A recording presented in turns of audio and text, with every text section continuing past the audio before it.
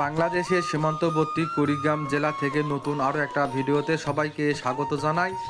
বর্তমান আমি যেখানে অবস্থান করতেছি এটি হচ্ছে যাত্রাপুর বাজার, পাশেই যাত্রাপুর নৌঘাট ও ব্রহ্মপুত্র নদ, বিশাল বড় একটা নদী, পাশেই ভারতের সীমান্ত।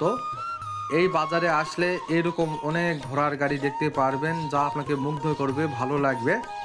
আর এই গাড়িগুলোতে করেই চরের বিভিন্ন মালামাল পরিবহন করা হয় বিভিন্ন জায়গায়। এই যে দেখুন, তবে এই জায়গাটা খুবই খারাপ, রাস্তাঘাটের অবস্থা দেখুন। এই তো এখানে একটা গাড়ি মানে কাতুতে আটকা পড়েছে। এখানে দেখুন কত ঘোড়ার গাড়ি, এরকম বহু ঘোড়ার গাড়ি চোখে পড়বে। এই গাড়িগুলোকে চড়েই চরের বিভিন্ন মালামাল নেওয়া হয়। আমার তো খুব ভালো লাগতেছে। প্রতি বছরই আমি এখানে আসি ঘোরার জন্যে। আজকে আবারও আসলাম সেই জয়পুরহাট থেকে।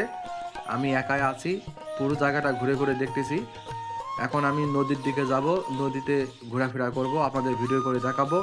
অবশ্যই প্রতিটা পর্বই দেখবেন, আপনাদের অনেক ভালো লাগবে। আর সময় সুযোগ মতো এই জায়গা থেকে ঘুরে যাবেন, খুব ভালো লাগবে আপনাদের। দেশের যে কোনো জায়গা থেকে এখানে আসতে পারবেন সহজে, অবশ্যই যোগাযোগ